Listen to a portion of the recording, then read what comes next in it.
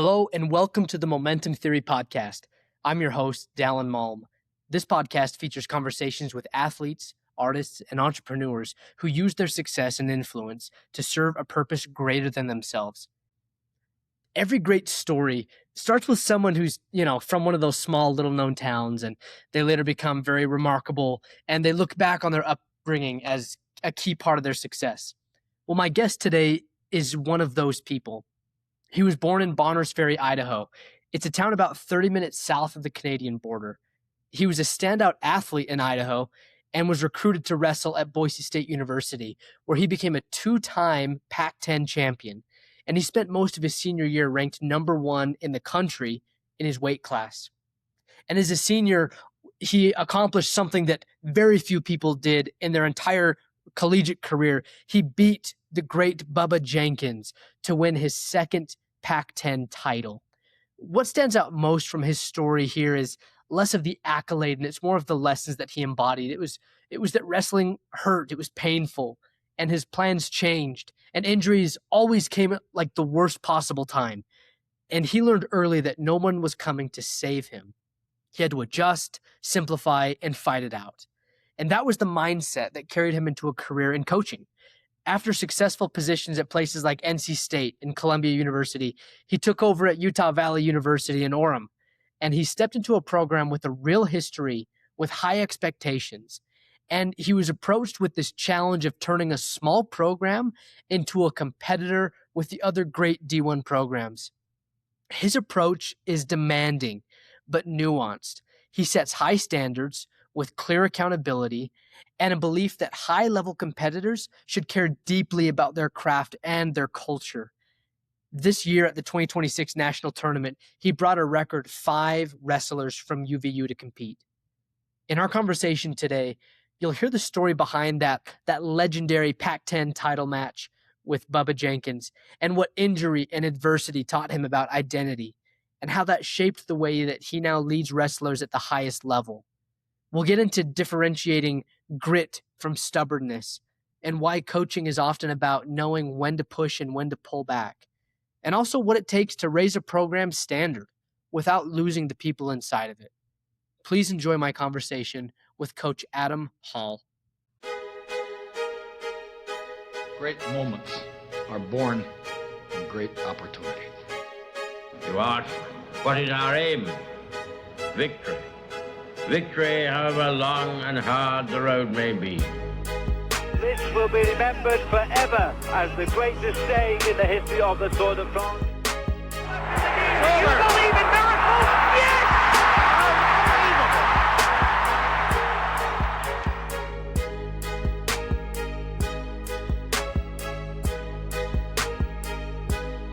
Unbelievable! So, Coach, I want to take you back to February of 2011. When you're about to walk onto the mat for the defending your Pac-10 championship, and you're going up against Bubba Jenkins. Mm-hmm. So I want to color in a little bit of detail here for the listeners. Bubba Jenkins went on that year. He would actually go on to win a national title, which is crazy. Really good. He wrestled at Penn State. He had a great career at Penn State. Wanted to take his last year of eligibility at Arizona, ASU, and you and him actually faced off in an exhibition game. So it wasn't part of the regular season. He beat you pretty handily, 12-4. Yeah. But that was my worst loss in college. I mean, but the cool thing is you would see him 2 other times that year. Yeah. The next one would be at a Vegas Invitational where you beat him in overtime. Yep. It was like 2-1, right? So a total grind. You had won the Pac-10 title the year before. Yep. You now had this undefeated season. And so now it's you against Bubba Jenkins in the Pac-10 championship, undefeated season on the line. For him, there was a lot more at stake as well. You're 1-1. Mm-hmm. Can you take me into that moment, what you were feeling, what you remember before you walked onto the mat? Yeah, I think the dynamic changed quite a bit because of what a lot of people don't know is I was actually protecting a pretty serious injury. About 2 weeks before that, 2 or 3 weeks before that, I blew out my shoulder in my senior night, or one of the last home matches of my career. And, I had to change the way I wrestled over the last 3 weeks. And it was really difficult. And there was a very I would say solidifying moment for me in my career and my life, just because it's like, why is this going on right now? I was ranked number 1 in the country. I was undefeated. And why is this happening to me right now? And I had a moment where I had to realize no one's coming to save me. My coaches, like at the end of the day, they want to support me and do what they can, but they truly want to help you get to where you need to be, but no one's going to come save you. And so when I realized that, it's like, stop feeling sorry for yourself and figure it out. And so, knew it was going to be a tough match, and my mindset and my strategy changed from the exhibition. It was the all-star match at the beginning of the year, and it doesn't count, but you know, I went after Bubba pretty hard, and he lit me up, and I just changed some things, and I decided to stick to a game plan at Vegas that worked, and I stuck to the same game plan, and he tried to change some things up at the conference tournament. I just matched intensity, matched what I needed to do, and I took it to overtime again. I won again. Well, it wasn't just overtime; it was like triple overtime. Yeah, it was the rideouts, and he actually didn't know that he was losing, to the point where he had to let me go, and he didn't, and their coaches didn't realize it until it was too late. And so I just kind of hung out for like the last 30 seconds of the match because he thought he was good, you know, and I knew going into that last overtime period that if I didn't get scored on, I was good. Yeah. And so, did they score it on like back points? No, when they do, it's on riding time. And so what happens is, in the old system, that used to be a 1 minute overtime on your feet, and for any point scored ends the match. If nobody scores in that 1 minute overtime, then it goes to rideouts and where you're on the mat. And, they used to accumulate riding time. So say I got 18 seconds of riding time and he got 9 seconds between the two 30-second periods, then I would have a 9-second advantage if we went to another rideout period. And so it would go 1 minute on your feet, 30 seconds and 30 seconds for each guy on the mat. If both guys get an escape, then it goes to an additional 1 minute on your feet. Yeah. If there's no score there, then it goes to an additional rideout period, and the riding time matters. So say I had a 9-second advantage. If I accumulated, this is exactly what happened. I had, 11 seconds of riding time, and I ended up getting 32 or 33 seconds of riding time. And whoever has the most riding time at the end of that second rideout period wins. And what happened was, they didn't realize that, well, you can't ride me out for 30 seconds because I'll still win with 3 seconds left. Yeah, yeah. And so they didn't realize that until like they were 25 seconds into their 30-second rideout period. So it didn't even matter. It didn't matter. They had to let me go to try to take me down. Yeah, he took you on so aggressively. Like I actually didn't even know you could start that low when he was starting behind you. Yeah. And so he was right on you, and yeah, that was it. You just couldn't get turned, and you couldn't get put on your back. Other than that, and there was a point where he was forcing you off the mat, and the whole like the energy in the room just shot up, and everyone's yelling 2, 2, 2. It was clearly not a score because you had him locked down. But like, what goes through your mind in that type of a scenario when you end regular time, you're going into overtime? What are you saying to yourself, or is it just a blur and you're in the zone and you can't hear anything? It's pretty interesting. I ran track, and I understood what tunnel vision actually was one time in a race, where I literally couldn't see anything in my peripheral. All I could see was just everything in front of me. Whereas like wrestling, you redline, but there's times where there might be strategic breaks where, you know, as a athlete, you were always taught like, hey, look at the clock or look at your coaches, because they're probably going to say something to you. Yeah. Right. And so each time between those periods, you have a quick rest period where you're trying to recover, but at the same time, like, get directive from your coaches, like, you know, something quick and just, hey, and a quick adjustment. Yeah. And so that was it. And when you're in the heart of battle, you have to simplify things in a couple things. One is like staying in really good position will always keep you in a match. And two, I believe that aggressiveness and willingness to be vulnerable often leads to a good result. And so we often tell our guys as coaches, like, hey, you go first. You go attack the guy first. Don't sit around and wait and hope that you're going to just like sneak the guy or defend something, right? Oftentimes the guy who's willing to lay it on the line is the guy that's going to get his hand raised. But I'm guessing that didn't quite work out for you when you went up against Bubba Jenkins earlier that year, because it sounds like you went after him pretty aggressive. You were probably taking a lot of shots. Your Pac-10 defense, there was not a lot of shots taken. It was a little more defensive. Maybe that was because of your shoulder, but it was. So what's different between what you're telling me here and what you were doing then? Because he obviously handled all of that, and there was no chance to come back. Yeah, with that being said, we tell our guys, like, just because you're aggressive doesn't mean that you're sloppy. Yeah. I won't say I was sloppy wrestling him the first time. I think I was just overly aggressive, and he kind of stayed in good position and re-attacked really well. Okay. So he was aggressive as well, but he was just patient. He was just a little wiser to it. Yeah. Almost like he knew that that's what was coming. So you talked about the shoulder injury. Did he know that you were nursing the shoulder? I don't think so. Okay. So if he would have known, that would have been a different match. Yeah. For sure. So your coach at the time, so this was Coach Greg Randall, right, at Boise State. Did he say anything to you before you went onto the mat? No, he was often a man of few words, and it was just oftentimes for him it was just be aggressive and like stick to your game plan or whatever you're doing, you know. Yeah. He was a man of few words. Our head assistant coach, Chris Owens, he was the guy who was often on you and talking quite a bit more. Yeah. So yeah. One thing I love about the sport of wrestling is it feels a lot more similar to real life than other sports. Like, so first off, it's an individual sport, and in life, you know, working in a company, working as a part of a team or whatever, it's as a family unit, it is a team sport in a lot of senses, but it comes down to individual execution. And wrestling and tennis and very few other sports bring that in, where it's like it all rises and falls on you. And not only, it doesn't matter how well you can talk about it, how well you can think about it, how well you can teach it.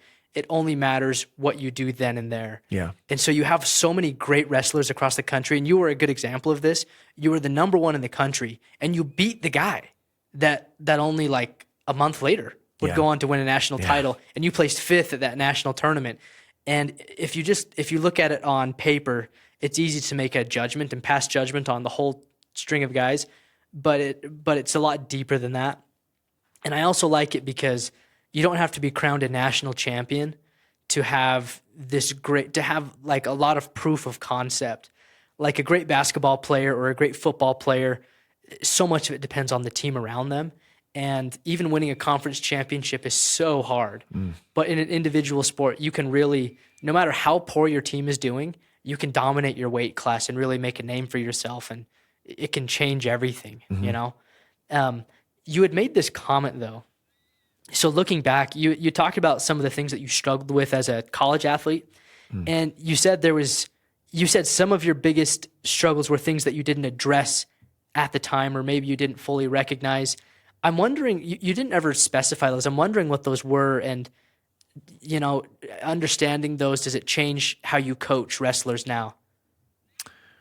Yeah, I think I understand now what it looks like managing and leading like stubborn athletes, high level athletes. And I honestly, I got that experience as a coach mostly at NC State, where we had a number of top recruiting classes in the country, and you have high level individuals coming in, and oftentimes it's not just leading them, it's managing them the correct way and understanding that they're high level people that want to win, and oftentimes with that comes stubbornness. It comes like over aggression, and we often say like pulling the reins back on people. And looking back on it, if I were to be the coach of myself in my career, it would have been having honest conversations that kind of hit home, because I was just very stubborn and just hard-headed, and just more is more, as opposed to like sometimes less is more,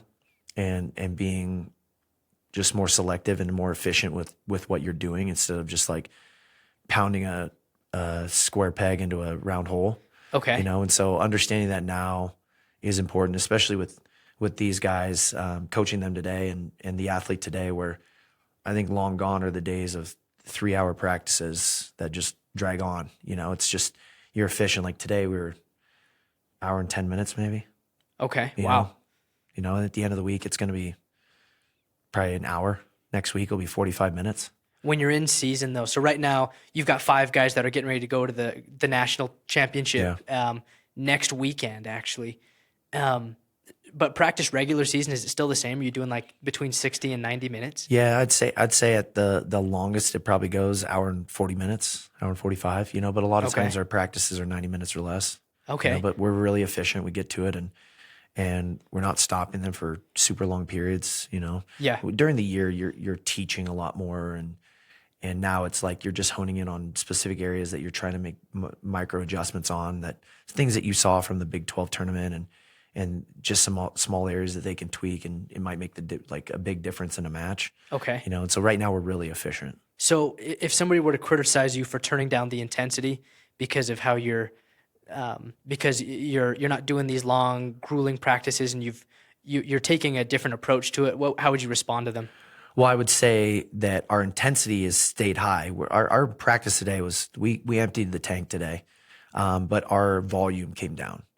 So we're not 30 minutes of hard drilling. We're not 20 minutes of live. You know, it was efficient. It was hitting some spots, and then we drilled for maybe 5 or 6 minutes. It was short, intense, hit some spots that we needed to hit, and then we got some live and conditioning. We were done. But we emptied the tank today because we don't leave for another week, right? Mm-hmm. And the tournament doesn't start for another 8 days, so they're going to recover. Yep. You know, and we'll ramp the intensity up a little bit at the end of the week, but the volume will be really low.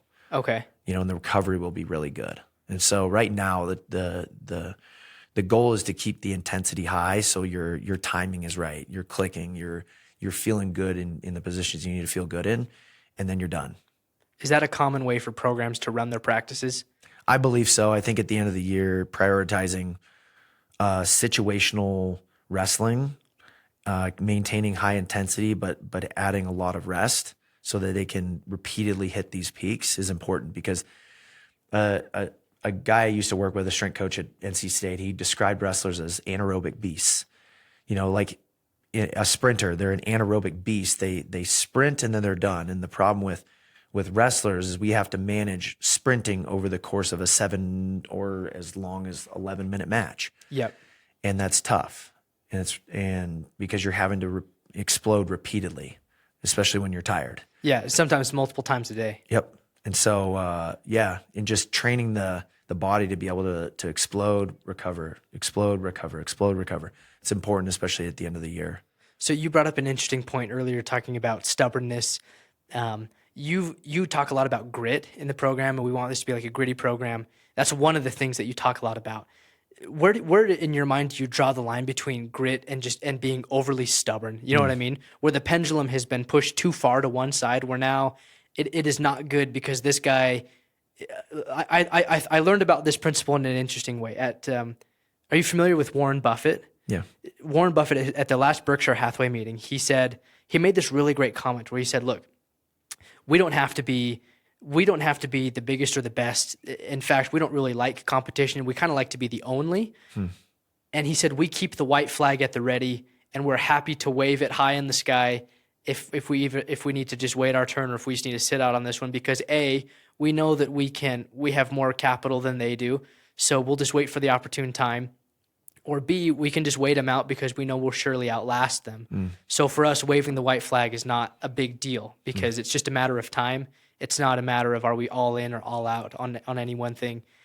So when you look at the concept of grit, guys who they don't want to pull the white flag out, or they don't think they have a white flag. And so everything they do, especially in the world of wrestling, is like, I have to give everything, and I will not adjust. I won't move.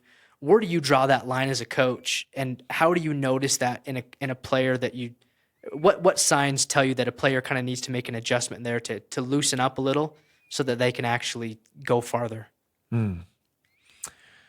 I believe in the rule of diminishing return.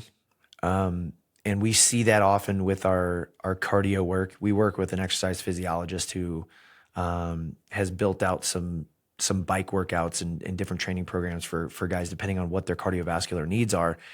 And you start to see one where they build up intensity and into an all-out sprint, and they try to peak their heart rate, and and then bring it back down to a zone 1, zone 2 area before they peak it again. And basically they're done with the workout. It's short. There's a build, there's a warm up period, a build up to multiple sprints, and a drop off of the sprint where they're recovering before they sprint again. And the moment that their heart rate doesn't exceed what it previously was, if it's the peak heart rate starts to drop, then they're done. They're completely done. Because then at that point, it's diminishing return, and the value of the workout goes down. And so there's definitely times in our sport where you sometimes throw calculations out the window, because it's like, in order to push the wall back, you see it all the time in our sport. Just there's craziness. Like you get in a crazy situation in the first minute or two and you're shot. And now I have 5 minutes or more left in this match. And if I truly want to win this match, like, I'm going to have to grit it out. I'm going to have to be tough when I don't feel good. Yeah. And so that pushing that wall back, you have to find good times to do it during the year, where you unload the tank per se and give time to recover. We had a moment distinctly this year where we were pretty unsatisfied we were pretty angry with our performance, the beginning of February against North Dakota State. And we unloaded on the guys the next day. We had probably the hardest workout we've ever had in the 2 years that I've been here. And it was just a mental and physical reset of just like, we're not okay with the results that we have, and we're going to do something about it. Yeah. And we're going to pull out emotion, anger, just different things out of these guys. And it's like, they understand that we're not okay, and you need to not be okay with it too. Yeah. Walk me through that practice that day. We got done with the duel late at night. We came in the morning, and oftentimes the guys are waiting around for me to address them or talk to them about some things. And I just said, you have 10 minutes to get ready, and then we're going. And they knew. It was like, oh crap, here we go. Yeah. And we had guys rotating in on our starters. It was just a continuous hour and 15 minutes of hard drilling, conditioning, live, more conditioning, where we just completely tanked the guys. Because we knew we were going to recover. We had time to recover. Yeah. And if anything, we were going to train through the next week, because it was just like, we needed this moment. There's always a time during the year that you are probably going to have some down performances in order to start your peak. And you got to choose that. And it's like, what are you going to sacrifice at that point? And so for us, it was like, we had a couple duels at the end of the year that, what does this matter in the grand scheme of things for the end of the year, for the tournament? And I understood this earlier, the previous year, when, our stud wrestler, our star, Terrell Barraclough, was having an awesome season, ranked in the top 5. And a couple times during the year, he kind of banged himself up. He had some situations where he's tough. He could have wrestled through it. But I said, in the grand scheme of things, if you holding you out allows you to be at your best at the end of the year, and we're not just going to just ride out a nagging injury for the rest of the season, and you never get back to like at least 90% or 100%, then what does this duel actually matter? And I'm willing to risk losing that personally for me as a coach in order to make sure you have results at the end of the year. And it paid off. I remember distinctly last year, we held them out of our duel with Oregon State, and they were a top 25 team, and we ended up winning anyway. Wow. But it was scary holding out our best guy when you absolutely needed it. That's crazy. And you just put faith in the fact that, like, I could be selfish to say, like, yeah, you need to be in. We need you to wrestle so we can win. But who is that about at that point? Is it about you, or is it about the team? And is it about this guy individually? Yeah. And so, like, you have to remember that as a coach, that are you going to make it about you, or are you going to make it about the team and the individuals that you have? And so it was a similar thing. Regardless, I think we should have won the duel against North Dakota State, and we let them know that. And the guys responded really well the following week, and we had 2 wins on the road to go into our final duel at home with Nebraska. And, though we got beat up a little bit, I felt like our intensity, our fight, our focus was better. And it's the same thing at the Big 12 tournament this last weekend. Even the guys that lost matches, they just looked better than they had during the year. And I think they were locked in, just ready to win, ready to be focused for however long they needed. Yeah. How many of the guys that you've coached, whether it's your time at NC State or Columbia or here at Utah, how many guys would you consider like those really strong A-type personalities that are they're borderline just difficult to coach? I would say one or two here. I would say a handful at NC State, and a lot of those guys were All-Americans, national champs, Sure. world medalists, and that comes with the territory. The higher level athletes that you have, it's understanding one, you understand that they really care, that they care about their training and what their day to day, week to week, month to month really looks like. They're just more detailed about the process of winning. Yeah. And with that comes more work, more film study, more individuals, and if you want that as a coach, then you have to be prepared to take that on. How do you coach a guy like that compared to just your average wrestler who's still better than average, obviously, but they're not wired the same, and maybe the drive is different, but also usually the regular guy is just easier to coach. They're typically more coachable, and this guy, you've got to be really strategic, otherwise you could lose him, or there could be drama. That happens all the time. Yep. How do you in your mind distinguish how I should coach each of these guys? Just understand that one size doesn't fit all. Yeah. And some people will just like, this is how I run my program and that's it. There's absolutely non-negotiables that you should have for your program. Accountability, responsibility. I say there are often three things surrounding a good business, company, family, team, and it's accountability, role responsibility, and communication. And when you're actively working on those three things, generally there's a good environment and a good culture. Mm-hmm. And so within that, you have different personalities, you have different interests, you have different life experience and different life troubles that you're managing. Because it's not just within the room. We have guys coming in with certain baggage, or some guys that come in and just are mindless and just show up and are waiting for you to tell them what to do all the time, as opposed to there's guys that know what they need and are constantly asking questions. And so you have to meet people where they're at and also understand, is this person, I guide them, I continue to move them forward, or I need to pull them back. And these other guys, how do I ask the right questions to pull out the right responses? We've had some guys that are they've been told what to do their whole life, and you start asking questions and they have to think for themselves. Now all of a sudden it's like, well, this is now what I want. Now we as coaches are teaching them how to think for themselves. We're teaching them to take more ownership in their career. And when you say like an average wrestler, how do you take an average wrestler to develop him into a really good wrestler? Because it's definitely possible. And I think every person, I think, has a mean bone. Every person has something that they're motivated about within this sport. And there may be groups depending on different motivations and different skill levels and different backgrounds. But at the end of the day, you have to identify those and push the right buttons. Yeah. What I commonly see in my world is we're in the world of door-to-door sales, and so you're constantly recruiting guys. Every year, you have to pull in hundreds of new guys just to backfill some attrition. It's just common across the industry. You just lose a lot of guys. It's a hard job. And this year at Fox, we've pulled in a little over 400 first-year guys in one recruiting season alone. So that's a huge credit to our team that's done such a good job. And as a rule of thumb, I believe that you can't lead somebody that's not at least at or below your level. So if you would call this guy, he's pretty awesome. He's a high producer. He's a good leader. He's an 8 out of 10. He's going to go out and recruit a couple of 8s, but mostly 7, 6, and 5, right? That's who will follow them. A 10 out of 10 is what's going to attract the 10 out of 10 people. But I think there's other rare situations where you'll have a guy who might be a 6 out of 10, and he'll reel in an 8 or 9 out of 10. And there's a lot of different reasons for that. It could be family or a different relationship, or maybe just the opportunity worked out, or maybe the 9 out of 10 didn't really know quite what they were getting into, but you're in this situation where you have a leader who is taken on somebody who is their superior in a lot of ways, and can still has the ability to be led, but it's a little bit harder.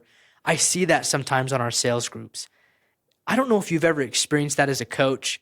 I mean, at your level, you wrestled at the highest levels, and so it would be kind of hard to find somebody that would have been at have accomplished more than you, especially at the time. But I know you've worked with a lot of like killer studs, and they've done insanely awesome things. And I think about I think about Michael Jordan coming on the Chicago Bulls. So he was drafted, obviously, but as he developed, Phil Jackson was never at the level of a Michael Jordan in his career, but he was a great coach. But Phil had this ability to manage Michael and facilitate his growth, but there's kind of a natural power struggle.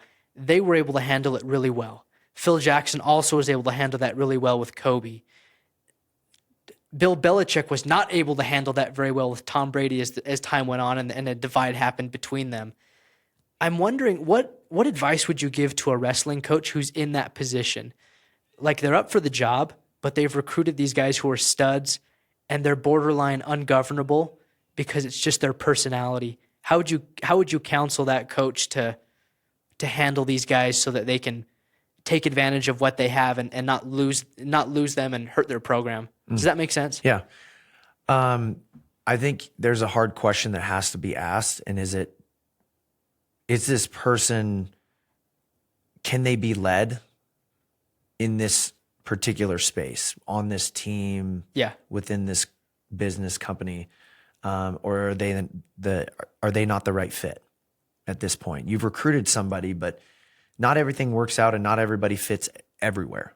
You know, you and I don't fit everywhere at every company, every business, every team. Yeah. And that's okay. And you have to look at it like, are there certain things that are non-negotiables that this person still can meet? And I have to meet them where they're at and understand this. And I believe this about sales is I don't go into it because it's very similar in recruiting. Oftentimes I'm not just trying to sell our product. I'm trying to help understand if you are even the right fit.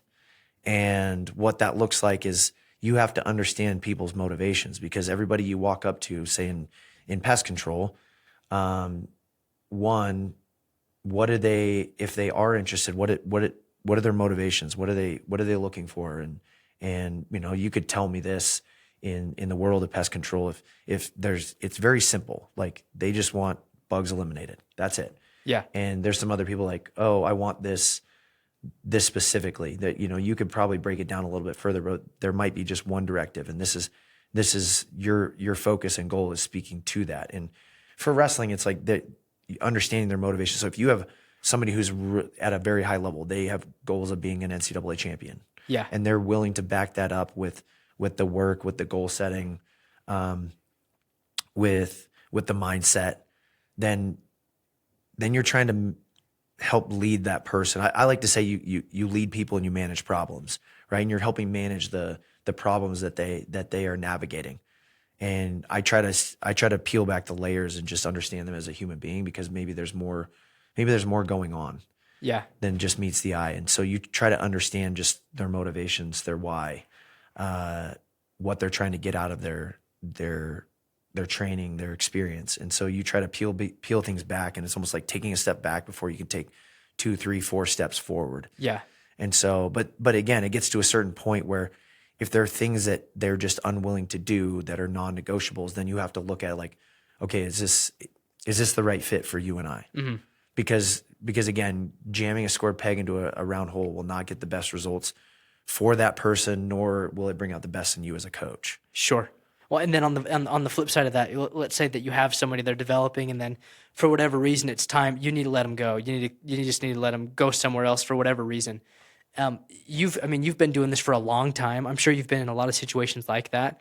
You don't have to name names or even name the location of where this was at, but can you take me into one of those experiences, and how did you lead out that conversation, and how do you break it to somebody that it's just time to part ways? Over the last couple of years of being at UVU, some of it came from day one, and some of it has come over time of just reinforcing a new standard of excellence and what comes with that. And it's oftentimes a new set of guidelines, new set of rules that are in place, and consistent accountability, more communication around those standards and accountability. Yeah. And when somebody doesn't want to follow those things, then the question needs to be asked is what do we need to do to help you get there? And if you're unwilling to do that, what is the next step for us to help you move on to the next stage of your life? And if that's somebody needing to graduate or if that's somebody that just needs to move on from wrestling, then you need to identify that and generally quickly, because you don't want it to start to pull away from your culture, the good culture that you're building. Yeah. And you don't want people to become a distraction for the guys that are trying to win at a high level. Yeah. And that could be academically, that could be socially, that could be athletically. And so identifying that quickly is important. In this era of roster caps, it's extremely important. Yeah, you're kept to like a 30-man team, right? Yeah, that's not that much. It goes fast. So what's the leadership structure you've established to be able to keep your finger to the pulse of these guys, so to say, to know how they're doing, what they're struggling with, what they're working on, so you can hold them accountable and also remain connected? Is it all through you? Do you have like student team captains who are in charge of that, or how do you structure that here? We have team captains, and they will our team will meet regularly, and we often want them to talk about a few things that are going well and a couple things that they don't like and need to be changed. And some of it pertain to like, hey, our coaches need to know this, and some of it's just like, hey, we need to figure it out as a team. Like, it's not anything the coaches need to be involved with. Like, they can be involved, but we are going to address it as captains, and that's the goal. Is you want to empower leaders and help build people up. And honestly, the captains we chose this year, and we have one captain that's picked by the team, and we picked it based off of people we wanted to see move into leadership roles. And one of them was good, and one of them kind of burned us, in terms of like one of them didn't want to step into the role that was needed. What were they supposed to do? Just leading by example, doing all the right things, having the right attitude, and really just being what I would picture a captain is leading by example, by word, by lifestyle, by work ethic, a lot of these things. And it's a big responsibility. And did they do one-on-ones with their guys or anything like that? Our guys don't necessarily do one. We do one-on-ones with our guys. And so that's another thing that we do in terms of like our staff is the coaches we'll sit down with guys individually and just kind of allow them to offload anything that's on their plate. And sometimes it's wrestling, sometimes it's not, and so one thing that we're thinking about developing over the next year and trying to navigate what that looks like is just an upperclassman mentor system for our younger guys, so that our freshmen coming in just understand, the rigors of college wrestling and academics, and having somebody to be a soundboard and somebody to mentor them. And so, as the program evolves, we try to add maybe one thing a year that is going to be impactful for our program, and we need to add 4 different things this coming year and overwhelm everybody. Yeah. It's like, what's one meaningful thing that'll move the needle? Can you give me an example of what that is? That like I described would be like an intra-team mentor system. Got it. And okay. It would be just, hey, some of these older guys, you can serve as a leader in this space and a mentor for a younger guy because you've been there before. You've understood the struggles of coming into college and what that looks like, and just having somebody there to encourage them and mentor them and be alongside them and communicate with them more and provide space to communicate is important. So your need for a mentor was really big. If I can shift gears here, and we'll go back to the end of your collegiate years at Boise State. You ended great, 2 Pac-10 championships in a row, undefeated regular season your final year. You went to nationals, and you were shortly, I guess just a few short months later, you were hired by Columbia. So now you go from, you're from northern Idaho. When I say northern Idaho, I mean northern Idaho, north of Coeur d'Alene, right? Yeah. And you wrestle in Boise, so you're just a little bit down the road, halfway down the state, and now you're all the way across the country. What was that like for you? Tell me about that transition, going into living in New York City and working for Columbia. It was really difficult. I feel like every job that I've taken has been a huge undertaking in the beginning, and just acclimation more than anything. I almost drowned my first few months in New York City, just coming from a small town, growing up in a small town and going to school in Boise. It's a big enough city, but it's not anything like New York City. Yeah. And just the dynamic and role and the stepping culture, into the people, it's Yep. all different. Yep. And stepping into a culture, into a role as a coach. And, when I'm 23 years old, is pretty tough, right? You're taking on a lot of responsibility. And, after the first few months, I started to figure it out. And I believe it was pretty similar when I moved on to NC State. It was taking on more responsibility and you're jumping levels in terms of the team and the expectations and recruiting. Recruiting at an Ivy League is completely different than the recruiting at say NC State. And it just was a big acclimation period, I would say, for 3 to 6 months. And then after that point, you understand like, what kind of system do I want to develop for myself, but what kind of system am I walking into and being a part of, and understanding your role when I go back to role responsibility. Understanding my role as I got to both those places and what that looked like. And just at that point, it's your choice to put the work in or not. What was the biggest culture shock of Columbia itself? Maybe not New York City, but just being in the Columbia system. 2 things. One, just the environment of an Ivy League and what the stresses are, what the positives were. Tell me more about that.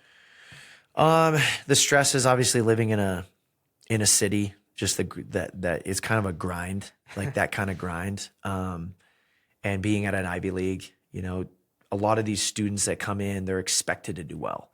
They're expected to figure it out academically. And I understood kind of early on, and we were fortunate enough when I was there to have an older guy who would run study hall or would run like mentor sessions for the younger guys. A great guy, was very selfless, and it was very needed because every freshman, I don't care where you're at, is going to struggle at some point with something, and having a network is really important. And just not having to do it on your own and being alone. The attrition rate for college wrestlers is pretty high in the first year. I don't know the percentage, but I've heard that it's pretty high percentage for those that make it their first year, often will make it the entire length of their career. And within that first year, also, some of these guys, they're coming from across the country too.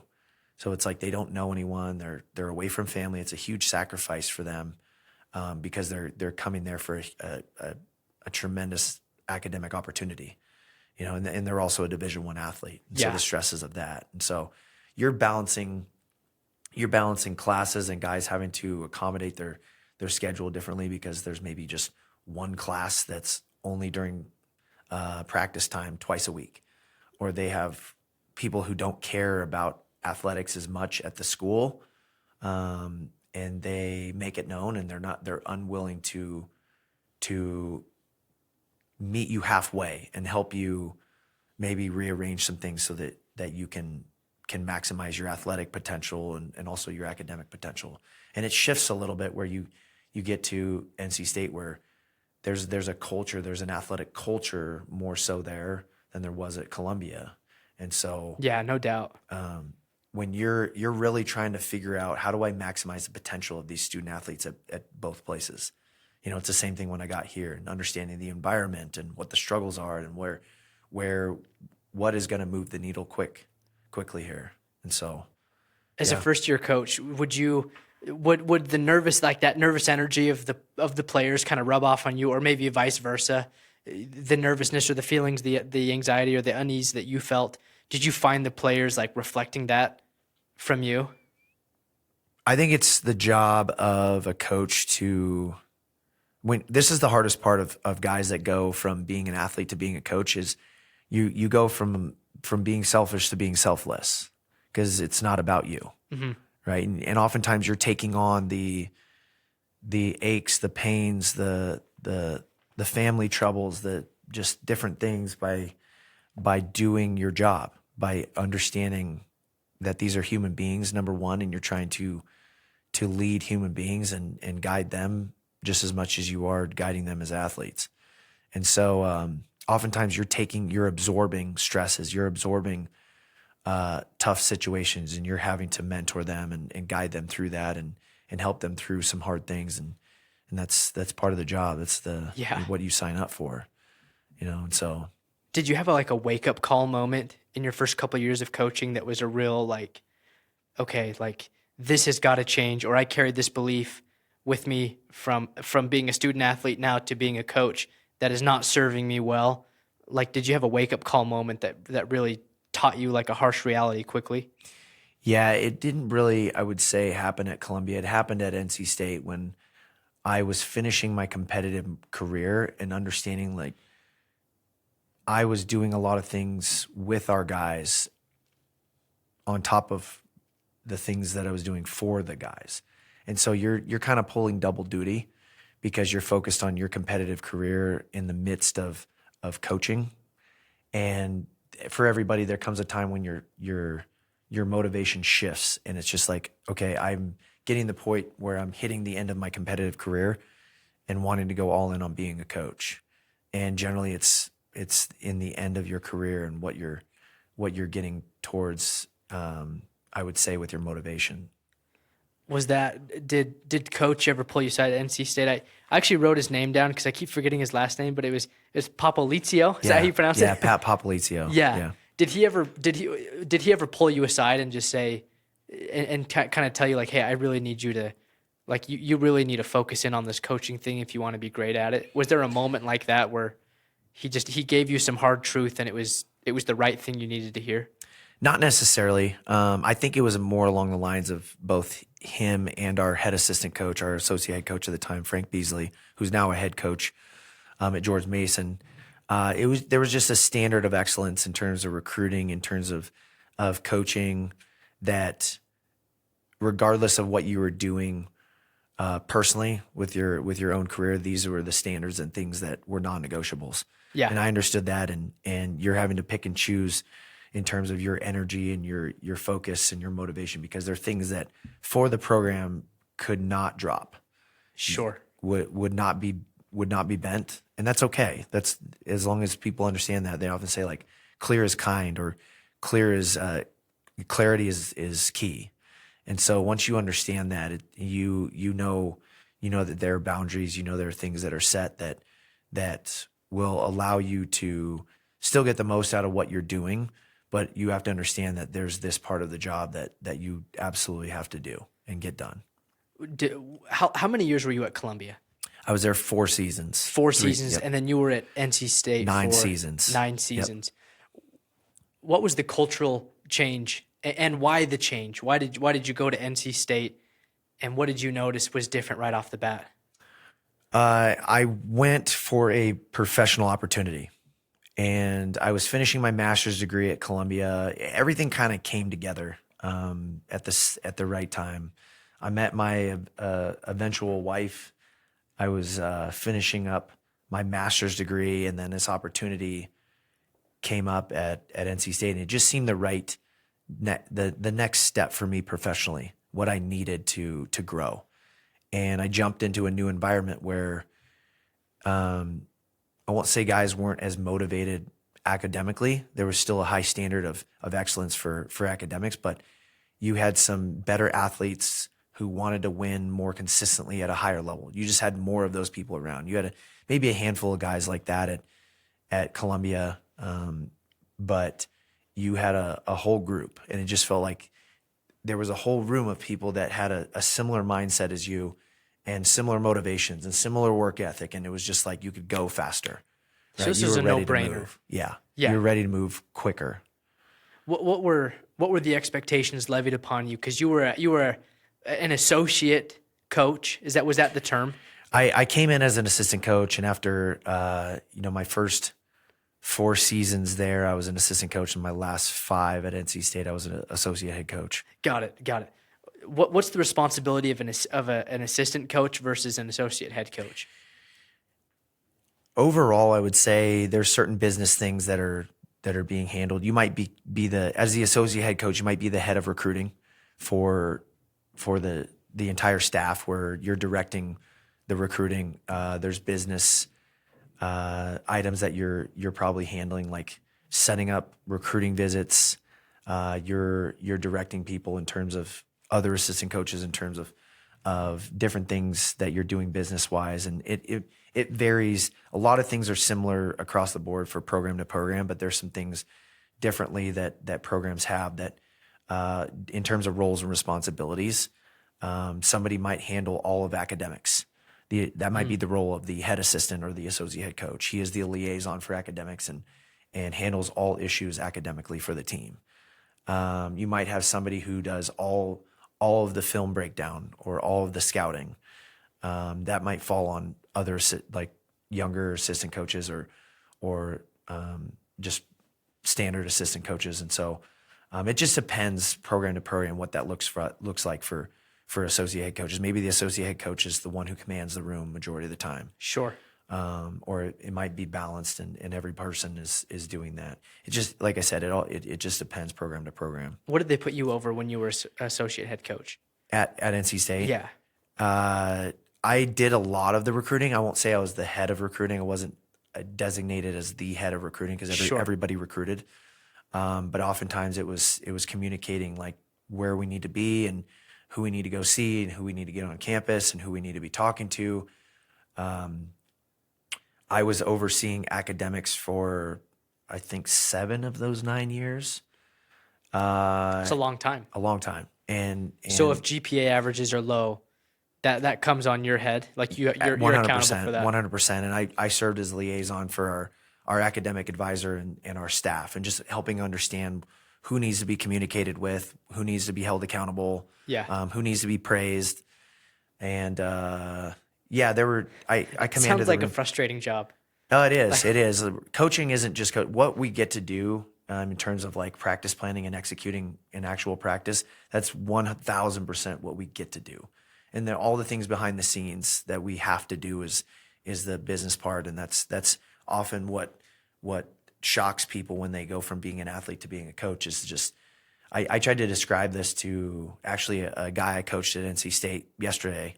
He called me and he's trying to figure out the transition from him being an athlete to being a coach at a couple different opportunities that he had. Is like, what am I walking into? And I kind of described it to him, especially if he wants to continue to compete for the next year or two. And the roles and responsibilities he's likely going to have. And you have to decide for yourself if that's not like what you're going to be able to take on. Sure. Instead of I'm going to drown myself doing that. Yeah. And I want to see him be successful. And so try to give him every scenario and every perspective so that he's not shocked by anything. Because I said, generally when as an athlete, think about all the things that you were involved in as an athlete. Events, the places you go, the things that you get to participate in, or the things that you generally there's people behind the scenes that set that up, planned it, executed it so that you can just show up and be a part of it. Yeah.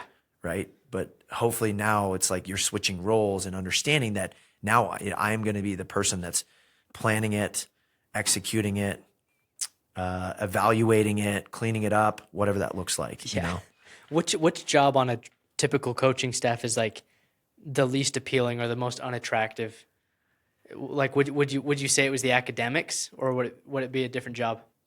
Probably academics, because you're like a drill sergeant.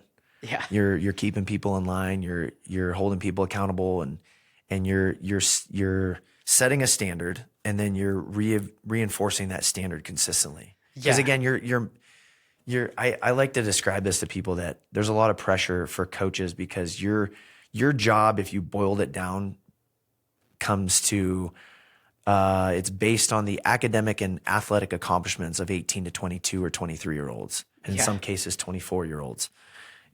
And that's kind of scary when you think about your livelihood as a coach is based off of those results. And so how do you set people up for the best success that they can have within the system, and what that needs to look like?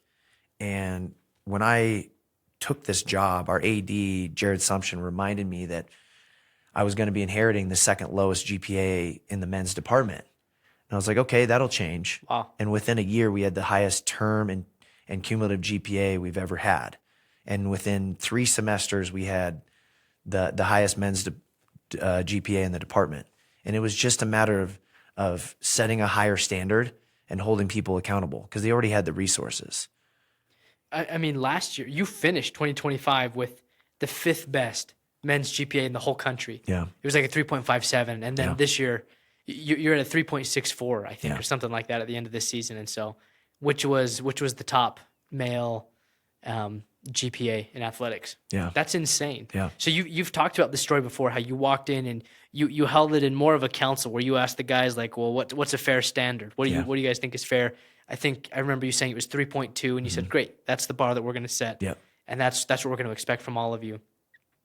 How do you get them to all buy into that? Is it more of a stick than a carrot where it's like, well, if you don't meet the standard, you can't play, so you better figure that out, or is it more of like you can raise their vision and so they're pursuing something rather than running from something? Does that make sense? It's a little bit of both. The carrot is, I try to remind them this isn't about us. It's not about the coaching staff. You personally are building a competitive resume and career that's going to set you up for the next stage of your life after college, right? Because you can say you're a Division I athlete, but if you hand in your resume and it's a 2.6 GPA, they're going to just, obviously you didn't take that seriously. Yeah. And it matters, but if somebody has a 3.73 GPA and they have a business management degree or a finance degree and they were a Division I athlete, somebody wants to hire you, right? Yeah. They understand that you could manage your time well. You set goals. You could manage adversity and failure. You were a part of a team. You probably worked really hard to accomplish those things at the same time.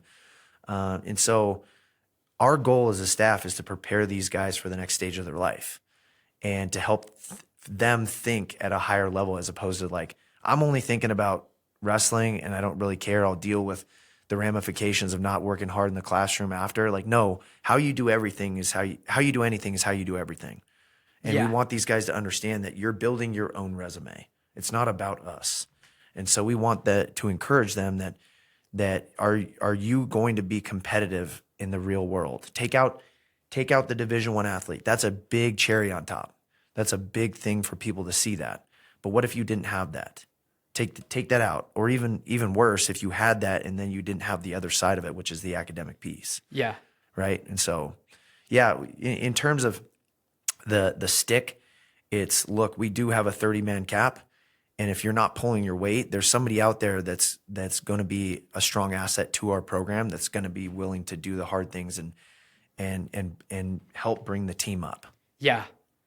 One thing that, in addition to this, that I think is really interesting is when you want to figure out something, when you want to learn something new, there is value in studying the greats, but I think there's more value in studying the people who should not be great but are great. For example, look at Ben Kerr. Like, you would not pick him to be a great wrestler just by looking at him, but he had this amazing legacy here at UVU, and he's a great human being. And you're like, okay, according to the world standards, he should not have been great. I want to study that guy, and you'll learn a lot from him. One of the thing that's interesting about Utah athletics, just in general, with a couple of exceptions in a couple of different sports, there is not a lot of money in Utah athletics. And again, I'm excluding like the big BYU basketball or the Utah football names that they can bring in. Generally speaking, there's just not a lot of money. So therefore, you can't buy the top tier talent because there's no money to buy them with. I'm up in the Logan area, and Utah State's going through this same issue right now, trying to figure it out. But I imagine it's a shared issue across all D1 schools in Utah. So when you're sitting down with somebody, there's got to be pressure, I would imagine, to like, okay, let's lower the bar here. Let's lower this standard because we don't want to choke out talent, right? We've got to kind of take all we can get, and then we spread our dollars as far as they can go. That to me would be like the natural feel of just human nature, a little bit of a scarcity mindset. And so you guys are successful, but on paper you maybe shouldn't be as successful as you are because we have a great legacy, recent legacy of people going to the national championship, 5 this year alone in your second year. You've pulled guys from Penn State over in both years so far. You're beating ranked opponents. You're pulling in big teams to come in and compete. And not only that, you've lost a handful by like 1 or 2 matches. Like, they're not blowouts. Mm-hmm. That's insane. So tell me more about your mindset in this world that's run by money and where people are looking to get paid. If you just don't have the money, like, what's your sales pitch for people to come wrestle at UVU? It's a holistic approach. We're blessed with a beautiful area for people to live in. We're blessed in an area where we have a lot of jobs and internships. We're blessed to have a program that has a thriving mentor program that is outside of our program, and it's a number of around 30 individuals who mentor our guys, and they're in various industries and are successful in various industries, and provides an opportunity for our guys to just have a soundboard for life issues and job issues and questions and all that. And on top of that, we sell ourselves as almost like a startup program, because our university and program has only been Division I for 18 years. We've only been a university for 18 years. And so you look at the rapid growth that's happening within our campus and within our university, it's been exciting. And we try to sell the great things that we have, where we're very strong in our business department and AI and technology, and having Silicon Slopes 15 to 20 minutes away, and fishing and hunting all within 20, 30 minutes of here, and just selling a holistic approach, and also our administration and coaching staff's vision of growth and what that looks like. And I mean, you see it with a brand new $30 million soccer stadium, that the soccer programs got what they needed in order to jump levels and compete at the highest level. And you see that we're starting to do that with the programs that are here, and especially with, like, our women's soccer team hosting a number of quality teams and beating some and going to the national tournament. And the footprint for athletics is growing just like the school is. And with that comes some struggles and also some high points. And I think the type of athlete that we're trying to draw is somebody that's wanting to make history, because the reality is we don't have the history that the Iowas, the Oklahoma States, the Penn States, the Nebraskas that they have, and that's okay. It's people who are willing to take a chance and wanting to do something great. And the first person that did that was Ben, because he was a highly recruited athlete who decided to come back home and make a name for himself here at a place that it hadn't been done yet before. Mm-hmm. And he set a bar by becoming an All-American. We now have 6, and the next step is somebody who truly believes they can win a national title here. And I hope that it's within my lifetime being the coach here. And if it isn't, that's fine. I understand that God has a plan for me and our team and our staff, and it's been a great ride so far, and I'm enjoying the build. And going back to the recruiting side, it's identifying the people that want to be here. Yeah. Because when you talk about the NIL, the money, all of a sudden, what is the motivation? Is it trying to secure a bag for you and your family? Which some people, that's a big deal. They maybe come from more humble means, and they understand that money is a huge deal. But the problem is if that's your sole focus, I often tell people everything goes out the window. Everything about your decision goes out the window when you have the toughest practice that you've ever had, where you didn't score any points, you got beat up, you're just staring. We often see it. It's like the freshman stares. You'll see a kid after a practice go sit up against the wall, and they're just staring off into oblivion. Like, what just happened to me? Am I cut out for this? They're not thinking about how much money they're on. They're not thinking about, like, all the perks of why they came there. They're thinking about, like, is this the place for me? And who are the people around me that are going to pick me up and care for me and do all the right things to help get me through this? Again, like I said, there's oftentimes where, like, yeah, nobody's going to come to save you. You got to figure that part out. But as a freshman and a newcomer, there's going to be times of struggle, and hopefully you have a good network and you were there for the right reasons. And so I'm not a big fan of the NIL era, just because, a parent described it to me, and this person was in a blue collar industry, and they're like, I don't know a lot of jobs where you get paid before you do the job. And now it's like somebody has success, they get paid to go someplace else. They get paid and they haven't done the job for that particular program. Yeah. And you're starting to see it more where coaches are getting frustrated with guys that come in and they are all of a sudden complacent and they're content. They're like, I'm good now. Like, I've had success and I've got money, and why am I, they lose the passion and intensity of the sport that helped them be successful in the first place. Yeah. So I'd rather be in a system where you come here and you do the right things, you're going to be taken care of and be rewarded for that. That's the right way to do it. I run into the same thing. We have guys who in door to door, it's an interesting thing where it's actually gotten more popular as time goes on. You would think that industry would be dying. It's actually never been better, and it doesn't appear to be slowing down anytime soon. But guys will go in, and the culture right now is it's sold as easy money. You work hard for 4 months and you can make a ton of money, which is, I guess, generally true, but it's like not that easy. And nor is it that simple, honestly. But these guys will come in and they have all these dollar signs on their mind, and they'll say, "Hey, what's the best deal you can give me?" And they're like, "I don't care who I go with. I'm just going to go with the best deal."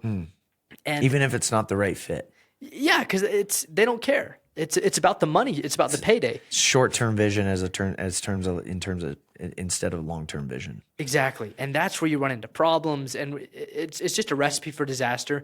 And there's some groups that will actually take those people in, and it's what we've learned over the years is what I've learned personally was first I would feel pressure, like, oh crap, like I got to negotiate with this person, or I've got to, how do you convince somebody that less money is better?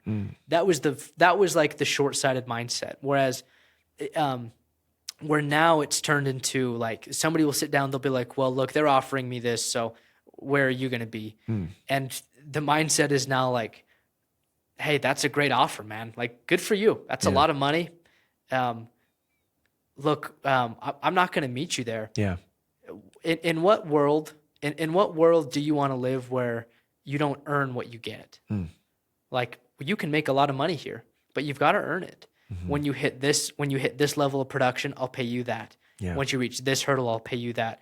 And there was one of our top managers this year was recruiting this girl she's related to a guy who's pretty reputable in the industry. And I can't believe, it was kind of funny that he's like, you'll never guess who I'm meeting with. And when he told me, I'm like, oh crap. I would have thought her brother set her up, And he was in that scenario. She said, "Hey, you've got to pay me at least this percentage," and it was crazy. It was like the sun, moon, and the stars. And he just told her, he said, "Do you really feel good about taking something that you haven't earned?" And to her credit, that resonated with her. She's like, "Yeah, you're right."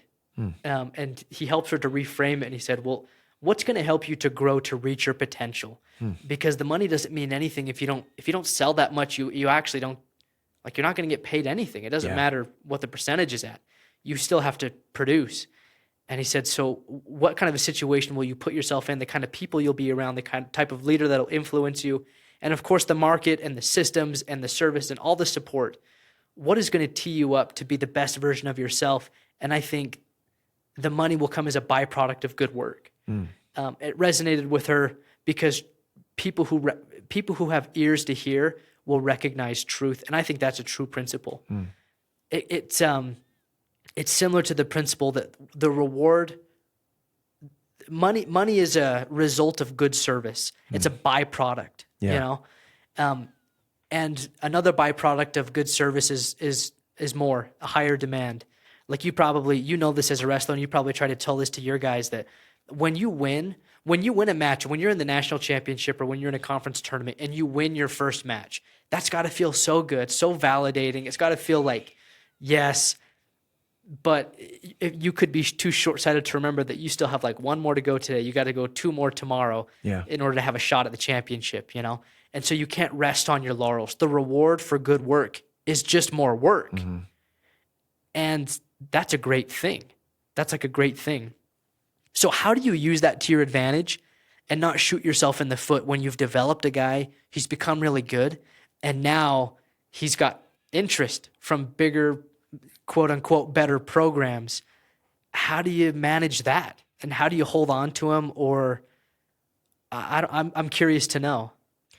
I think two things. One is if you didn't do the right things in the beginning to build the right relationship with that person, it's going to be pretty hard to convince them to stay, because if you don't have a solid relationship with them, then what is the motivation for them to stay outside of money? Sure. Right? I really, truly love this coach. He's done a lot for me. He recruited me here because he wanted me here to develop me, and he did. And I'm a really loyal person. Like, I've only been an assistant coach at two places over the course. I was only an assistant coach at two places over the course of 13 years. It's not normal. In fact, I was the longest tenured assistant for Pat at NC State. Yeah. And you look at it, and I can't speak for other people in terms of that kind of loyalty. I would like to have that, but I know now as a coach, like, people may not have that same mindset and framework. And so what kind of relationship are you building? Because at the end of the day, like, if you build a solid relationship and a foundation on communication, on love, on respect, that's part one that will hopefully help keep them there. Part two is you have to take care of people. And what that looks like is you have to be motivated to go surround the program with people who want to support it financially, because that is a piece within your program. And if that means more scholarship money, if it means they have earned that per se NIL opportunity, or just being taken care of that way, you hope within those two things that people feel like they are cared about in a couple different ways, that they got what they earned, and there's somebody there that's still supporting them. And I think there's a case study now that you can really look at it. It's some of these guys that leave these smaller programs and go chase money, and then they don't have the same results. So, like, what got you there? What got you to those results before? It was hard work. It was a support staff. It was all the right things to keep you motivated. And, like, what's to say even getting some type of reward or some money at the program that you were at, where you stay there and then you continue to jump levels because you're in the right system. You know, some of these people, they just jump to a new place, and maybe it's not the right culture for you. Yeah. Maybe the coaching staff isn't actually right for you. Because again, it's like, hey, we're trying to get the best person we possibly can. Yeah, but there are a lot of great people out there. Is this person the right fit for you and your program? Sure. Because they may not be, and that's okay. Yeah. But people are willing to take those risks, and sometimes you get burned. Yeah. It's a natural part of the process. You're gonna win some, lose some, hopefully more one than the other. Have you ever been in a situation where somebody is starting to outgrow the program or outgrow the leadership? Every organization has a ceiling, in the sense of, you know, we'll talk about like the general ceiling of like leadership ability. You've got a level 6 or a 7 leader, pretty good. But this guy coming up the ranks, he's becoming a greater leader. He's really digging in. But now, like, a level 8 or a 9 leader can really take care of this guy because he's starting to surpass his coaches or whatever, you know? Have you ever seen that situation take place? Yeah. I guess in terms of as a coach, if you have somebody who has progressed beyond what you accomplished it's one thing if you like accomplish that as an athlete, and my goal is the career that I have. I want to coach people who exceed what I ever did in my career. Is just help them make jumps to the point where they have a better career than I had at the end of the day. Because again, it's not about me anymore, and that's okay.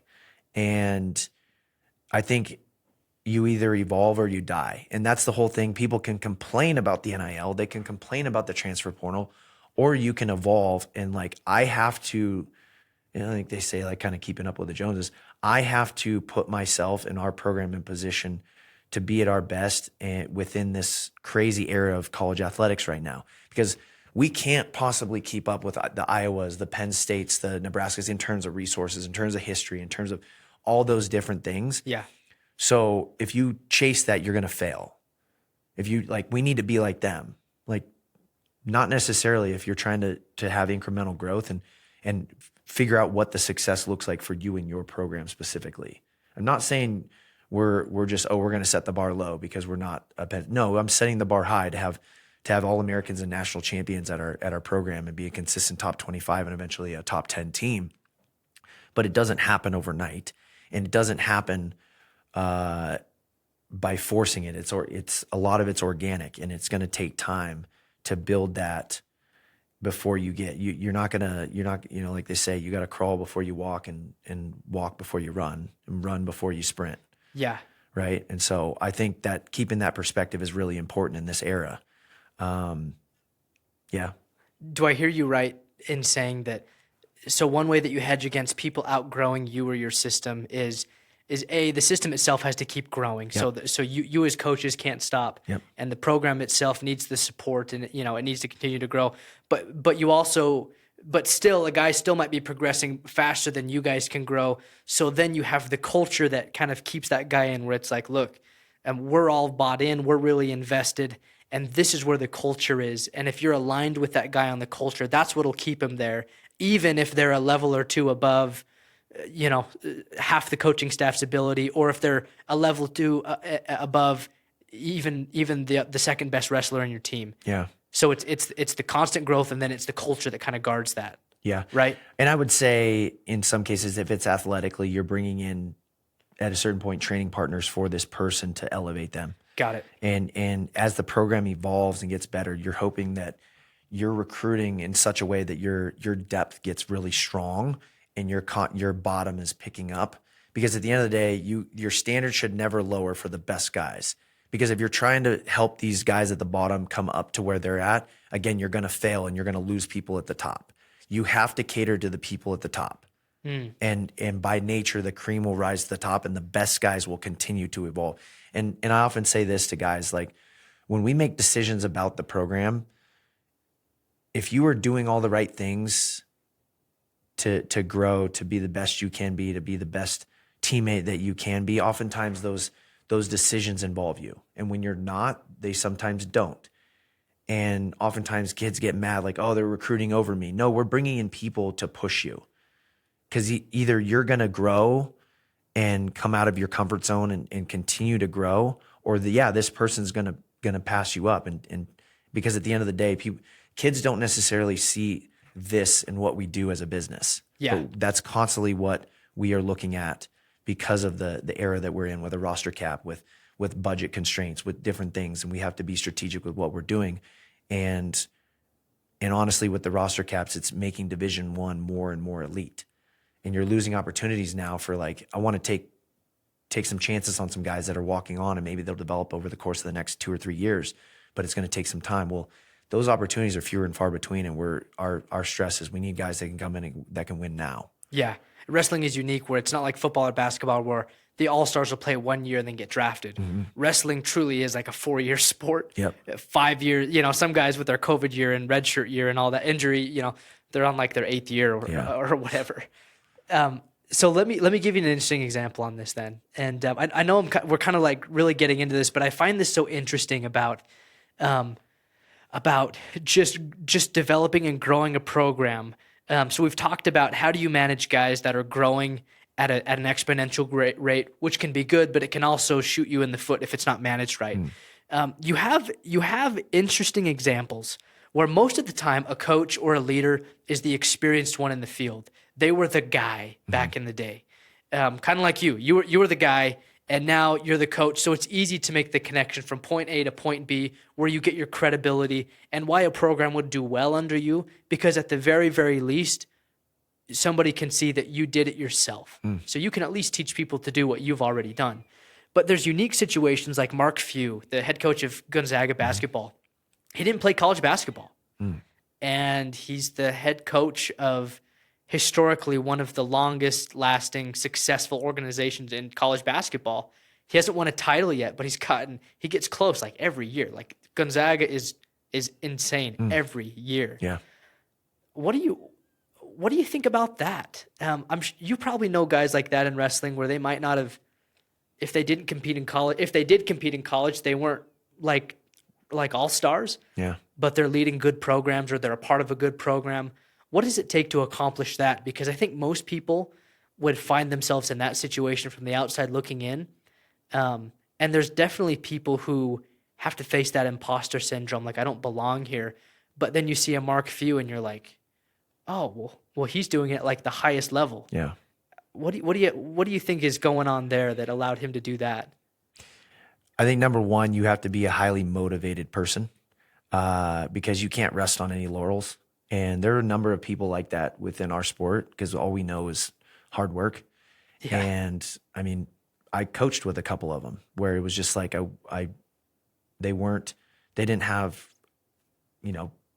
incredible careers. And they made up for it with grit, with hustle, with determination, and also building a brand and persona within the coaching world that they were going to get the most out of their athletes or get the best out of their athletes and just demonstrate, I'm a faithful person, and I often have to take a step back and understand that my worth is not in what I do. It's who I am and what I believe in.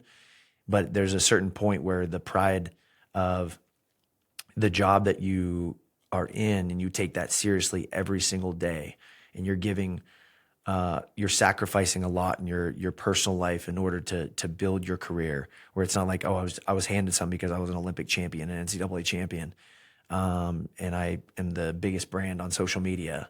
I've had to build this over the course of a good amount of time, and it's taken a lot of hustle and grit and determination and patience. And I bet if you were to go back and interview Mark Few, or like what were the beginning years like for you to get to this point where you became the head coach of Gonzaga, and now you were in a position that you're in? Because if you were to tell people, yeah, he didn't even compete, or he didn't even play basketball in college, they'd be like, really?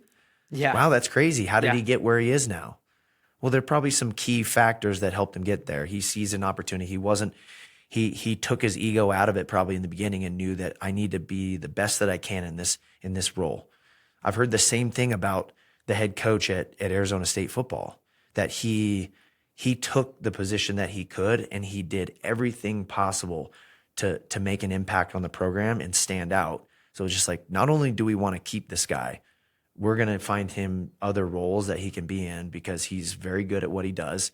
He cares a lot, and he's willing to do what it takes to be successful. Yeah. It makes me think of, do you know who Lee Kuan Yew is? The name's familiar. He's like the founding father of Singapore. So he was the president of Singapore. Singapore's not like a very old country, but he was the founder of it when they got independence from Great Britain. And he built that thing. And it's now the richest country per capita, or if it's not the richest, it's one of the richest. It's beautiful. Yeah, it's an amazing place. And there was a point where, so he had to kind of go through, just take the beatings. Nobody was more passionate than him. Nobody was more hungry to learn than him. And nobody on paper would seem almost more undeserving of it than he was. Just because of his background, you'd think of a statesman or a great military leader or something like that. But he has this speech that's like burned into my memory, where Singapore Airlines was having a labor strike, and it was gonna like cripple the economy, and they had crazy leverage, and they were just trying to squeeze this guy. And he got up there, and you can YouTube his speech. It's so good. Where he says that the person who runs Singapore must have that iron in them. And he said, and if they're not going to relent, I am willing to burn this whole country to the ground and start over. He says, I'll build it again without them. I don't need the airlines to be successful. Like, I know what I'm doing. I know what this country can be. And if anybody has anything to say otherwise, they'll just have to roll me over into my grave, because I'm just so passionate. To him, it was like life or death. Like, it felt like a leader at war. And that's how I picture like what makes the difference between these guys who don't come from the background, but they they have that iron in them.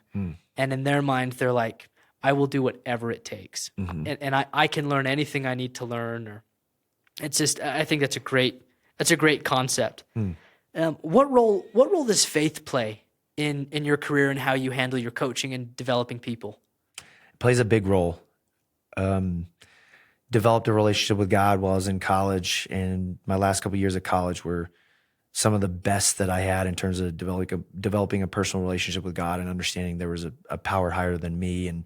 And through all the struggles that I'd had in my career and all the success I had, it wasn't just the work that I did, but the opportunities that I had and was blessed with.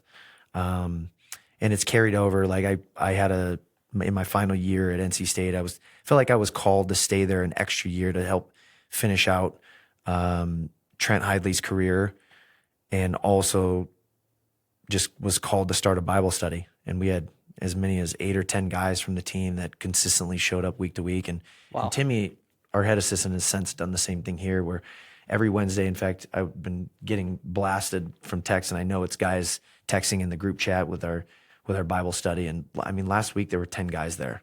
Wow. And it's just, I think it's impactful because we constantly remind our guys, like, this is what you do. It's not who you are. Just remember that, because you're isolated and you feel like you're in a silo. Like, over time, when you are devoted to a sport or something at such a high level, all of a sudden, like, your persona, you just feel like, this is who I am. Yeah. People ask, like, what do you do? I'm a wrestler. Yes. I wrestle. Okay. Well, they use that word, I am. I am.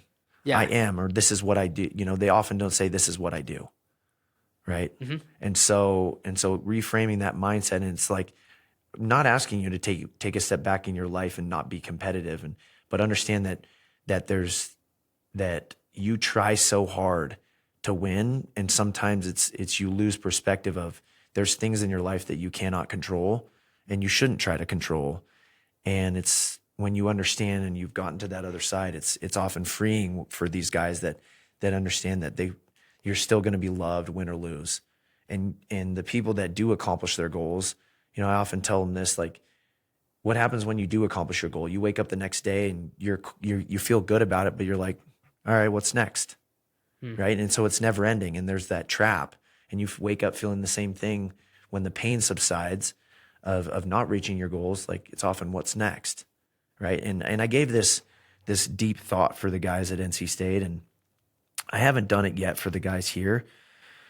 But I asked them one day, at the Bible study that I was hosting at NC State, I said, what do you think people are going to say at your eulogy? There was a couple guys who were like, what's a eulogy? It's like, that somebody speaks at your funeral and they talk about your life. You think they're just going to, the most of the time, they're going to just ramble off all the stats that you had in your life, and they want to be proud about that. Like, no, hopefully they're going to be talking. They're going to say you were an accomplished athlete. You did a couple great things in your life with the gifts that you were blessed with, but you were also a great father. You were a great friend. You were a great church member. You were a great neighbor. You were a great husband. All these things, and hopefully they'll be able to talk most of the time about those things and the impact you left on the people around you. Mm-hmm. And I think I keep things in perspective for our guys really well. And we try to do this as a staff, and it's really important to me and our staff. At the beginning of the year, before the school year starts, we take our guys to the Children's Hospital in Lehigh, because we want them to just, before we get into the grind, and where I'm just constantly thinking about what I need to do and what I need, and oftentimes it's like, just get out of your bubble and understand the perspective of there's people out there that are going through a lot more struggles than you are. So when you're thinking about, like, oh my gosh, it's so difficult being a Division I student athlete, like, it is. It's a lot to take on, but understand, like, this 8-year-old with leukemia is dealing with a lot too. And Yeah, it's like, that's hard. A lot more important. And that's what I say. I say, guys, what the perspective I give is, what you do is relatively hard. Relatively. And it's like for an hour. Like when we go through a hard practice like you did today, when it's over, it's over. You're not dead. It's actually a privilege. It is a privilege. And try to tell them that like what you do is relatively hard. I said, somebody like an 8-year-old with leukemia, that's hard. That's really hard. A single mom that didn't choose this life, of a single mom of 3 kids, that's really hard. Right? That's a different kind of hard. So just understand that, like, there's perspective and there's things bigger than you out there. And I try to help them understand that. So it's like, each day that I walk in, I am blessed with this. This is a blessing. I should be so grateful for this opportunity to do what I do, that I'm healthy, right? That I have this opportunity. It's funny that you mentioned earlier that Bo Nichols said the same exact thing. And I've thought a lot about this since our conversation. where he said, one thing that I've come to learn is winning and losing feel the same after a certain period of time. Yep. And he said, now, don't get me wrong, in the moment of winning, especially Bo Nickel, like you're pretty even keel. I feel like I don't feel like you ever get too high or too low. Your highest highs and your lowest lows probably happen like on the mat itself. Yeah. Bo is a really emotional guy. He gets crazy excited and he'll trash talk like crazy. He's just who he is, you know? And he said, don't get me wrong, when I'm in the moment, I feel like there is nothing better in the whole wide world. It's like, of what was I thinking? Of course winning is better. Like, of course winning is the best feeling in the world. He says, but then you wake up the next morning and in his world of the UFC, he's like, now I've got somebody else that called me out, or now somebody else wants to take me on, or somebody else doesn't think I'm up to go for the belt. He says, and then one day when I win the belt, it's going to be the same thing. It's pressure until somebody beats me, and I can't. My body can't do this anymore. You can't really end a career on a win. You can't just fight and fight and fight and fight until you die. Like at some point, you have to take a step down, and somebody else has to become the winner.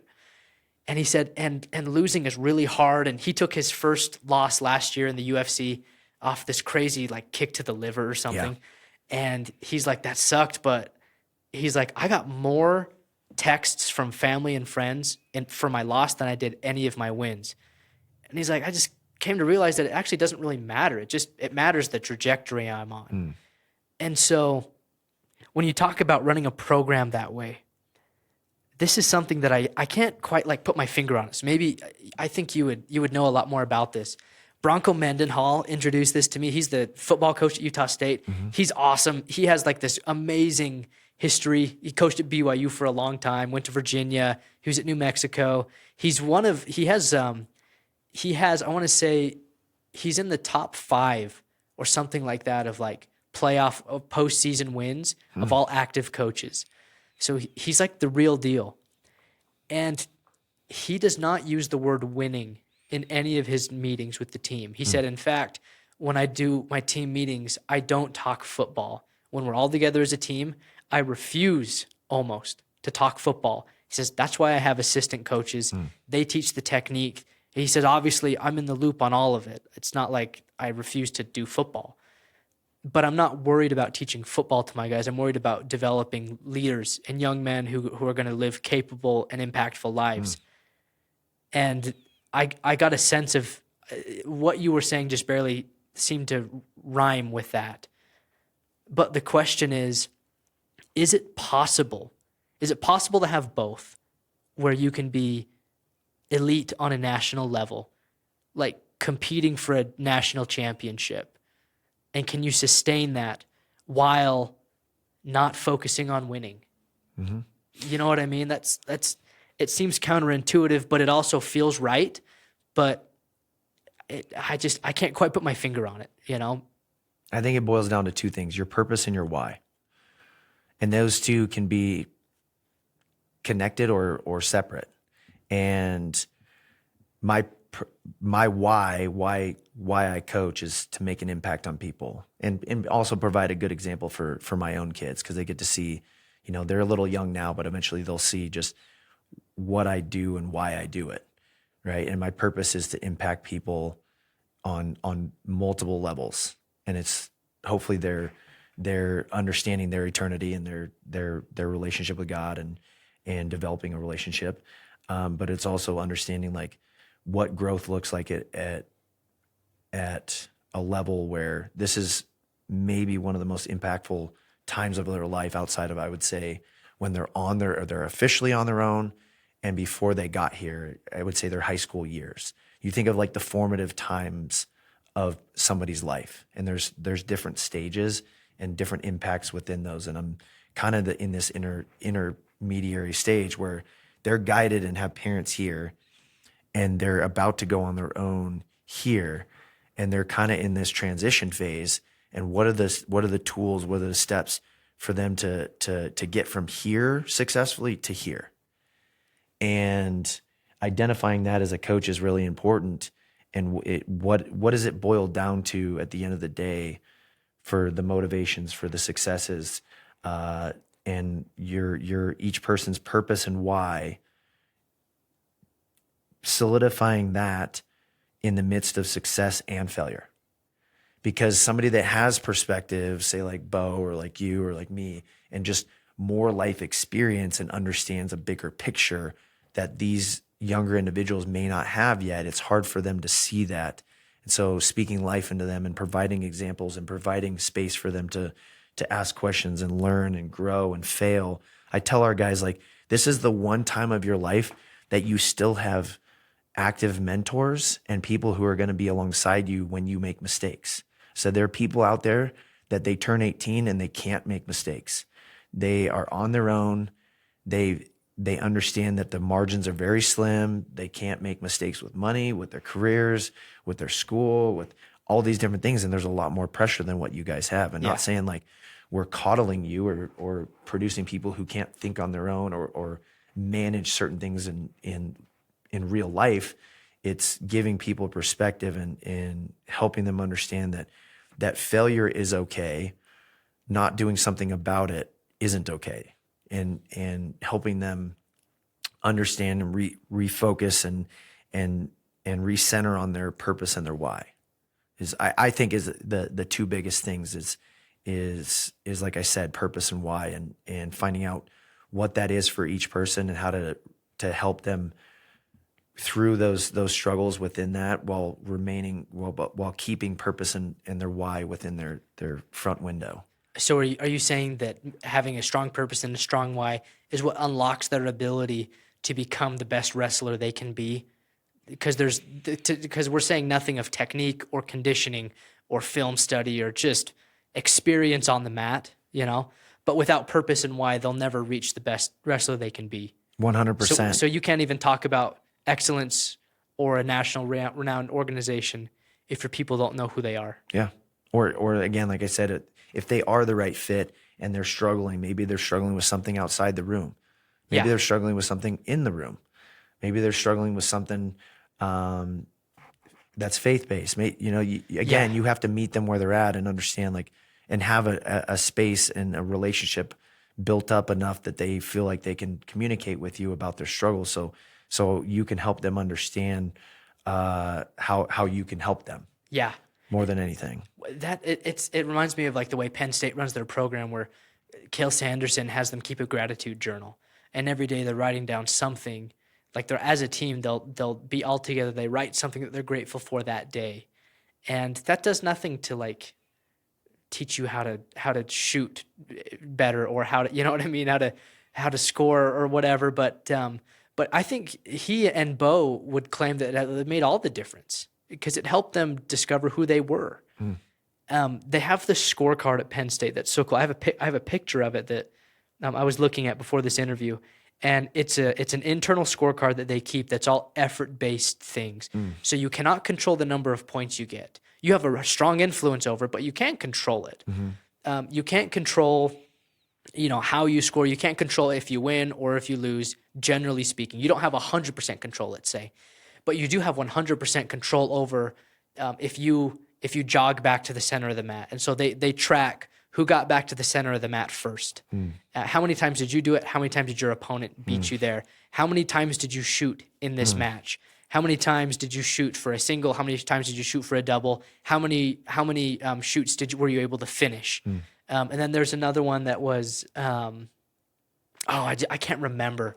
But what's cool is they had Nick Lee that year. And you see Nick Lee, he finished, at that time in the season, he had shot 52 times, and he had finished 51 of them. It's crazy. And they have I can't remember what they call it. It's like a closing rate or something. Like, basically, it calculates your win percentage. And then, but you're looking at all these effort-based statistics, and they actually pretty strongly correlate to the win. And his percentage was like 98% or something like that. But you had other guys that were interesting, like Aaron Brooks, who is like a stud of studs, where he was like, he did not stand out in the crowd. If you didn't know who Aaron Brooks was, you would think he was just an average guy on the team, because he actually didn't stand out in any of those. And that happened to be the year where he was still really developing and figuring himself out. Obviously, in the last couple years of his career, nobody could beat that guy. I think that's really interesting how, I don't know, there's just like this dichotomy that when you have stopped pursuing winning as your sole goal, that's when winning finally comes to you.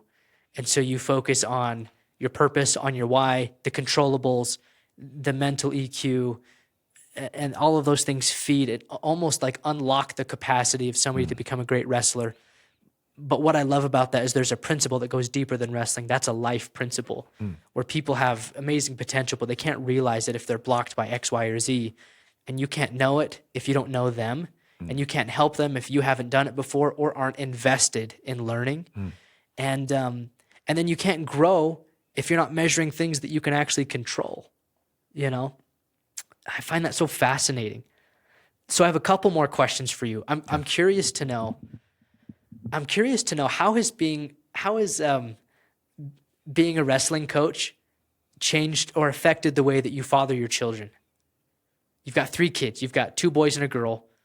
And your oldest is old enough that he's not a baby anymore. He's not a toddler anymore. He's kind of becoming his own little man, you know? And it's, I don't know. I'm curious to know how being a wrestler has influenced the way that you raise your kids.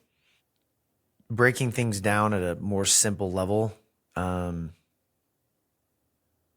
You try to think of it, how do I simplify this from like leading 18 to 24-year-olds to leading 3 to 5-year-olds.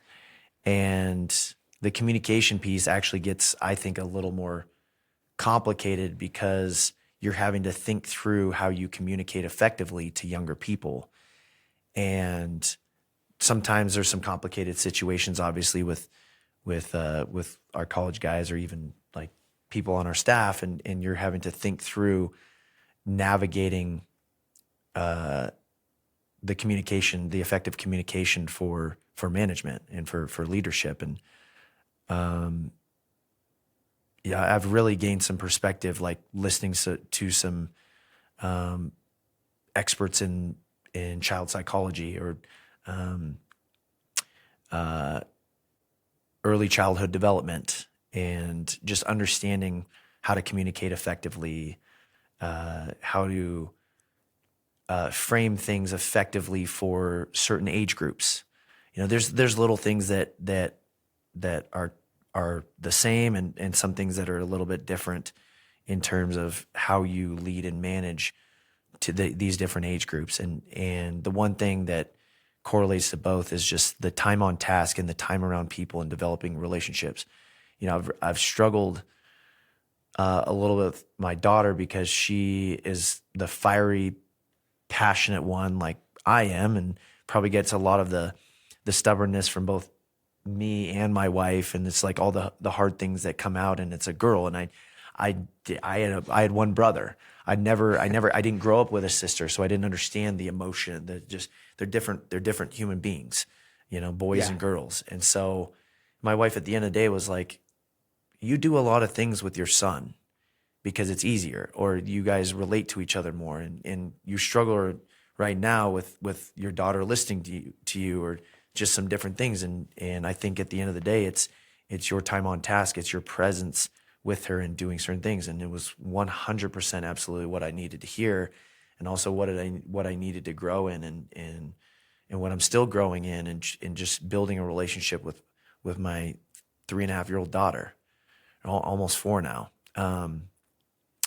And somebody that, you know, this is just the beginning in terms of somebody that you're going to have in your life that's maybe a little more emotional, a little bit more up and down, and you're having to regulate emotionally and really lean on your emotional IQ and in terms of helping this person grow as a human being, you know. And now it's your own kid. It's not just somebody else's kid, you know. And I take that very seriously with every guy that comes in here.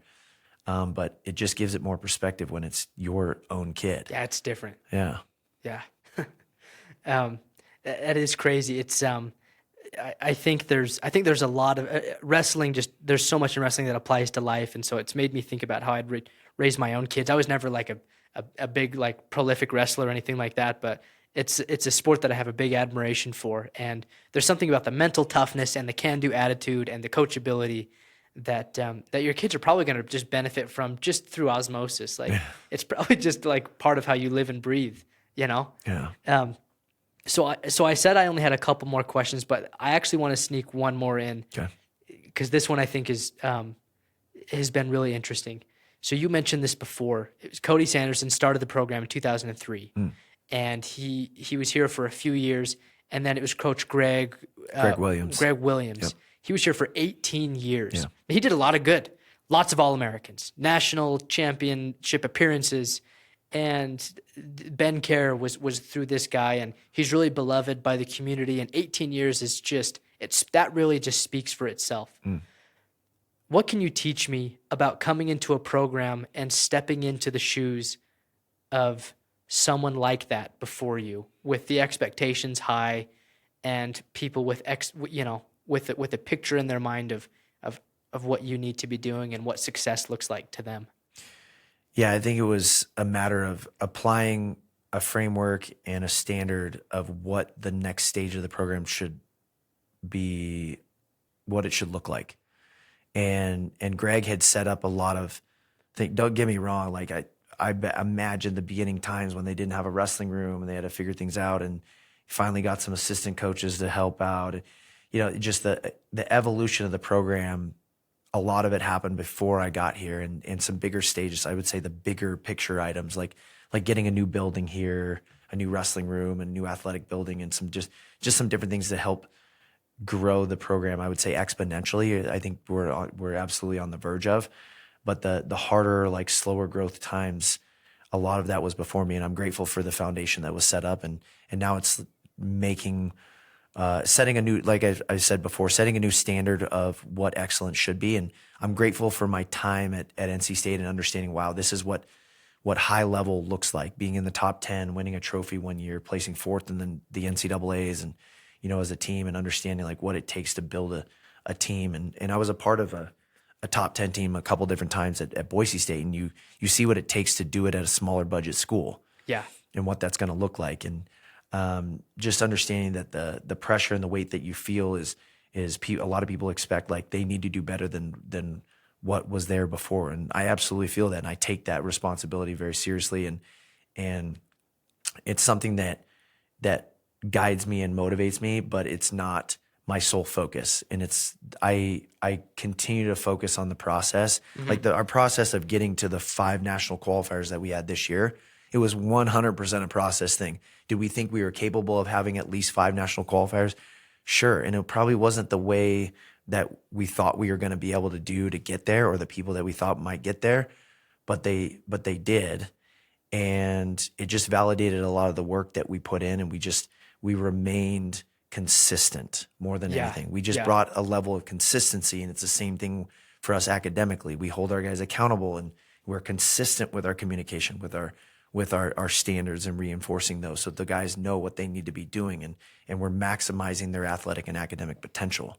And so in terms of the next stage of the program, it was my job and our staff's job to see that vision for what the program would be capable of. And some people may not believe that, but it's our job for us to reinforce that, and eventually people see that, yeah, that is possible. It is capable. Because otherwise you're never going to get there if you don't set the bar high. Because some people are like, oh my gosh, you set the bar really high for yourself having 5 national qualifiers now. And I said, yeah, I would rather have that pressure and that feel and that standard than to set the bar low and be content with just where we're at. Do I think we can get more than 5? And we should have had more than 5. Like, yeah, we had a guy at the tournament, the Big 12 tournament. He comes out of one scramble and gets 1 takedown. He's at the national tournament. And all of a sudden we have 6, and that would have tied a program record. Yeah. There's some little things like that. We aren't where we need to be yet, but we're getting there. Yeah.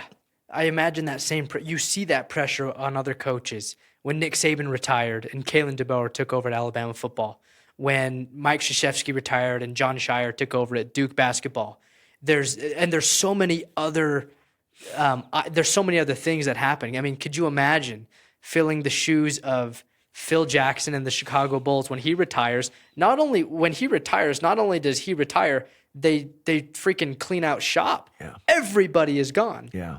And the crushing pressure of not only like, it's one thing to do it with stars on your team, like, you know, like Duke and Alabama. And it's another thing to just come in after it's kind of been cleaned out. And this program was kind of cleaned out, not because of bad terms or anything, but change brings that kind of a thing. So you actually have a lot in relation with them. I think it's amazing just how you approach that, to have the perspective, to have the maturity, to not be emotional about it, because I imagine that pressure, if you allowed it, would be really crushing, you know? So I have two more questions for you. One, we kind of, you mentioned this, but I think there's probably something really interesting here to learn. Can you tell me the story of when you were in when you were in Boise, and you said that you developed a relationship with God? Can you tell me that story? What happened and what led to that? Yeah. I was invited to a young adults ministry, campus ministry, by a football player, and went there, and there were probably 20 people, and half of them were probably athletes. And the pastor was just a young, passionate person who just wanted to preach the word. And he had been through some struggles in his life, grew up in a pretty rough situation, family in California, had come up to live with his uncle for a little bit, and his uncle encouraged him to go to this Bible camp. He met his future wife there, and her father was a pastor of a big church in the Boise area, and he was tasked with the young adults ministry and on our campus. And within, probably 6 months, a year, it was standing room only in this building, and a lot of it was college athletes. Wow. And it was like, at one point I invited like half our team out to this, and there were football players and swimmers and gymnasts, and oftentimes he's just preaching the word and just so focused on reaching these young people that it was just like you could cut it with a knife, just conviction, and he wasn't doing it on, it was his job, and the job of somebody trying to preach the word is I have to be relentless in providing people the truth and what that looks like and what it looks like for them in their life.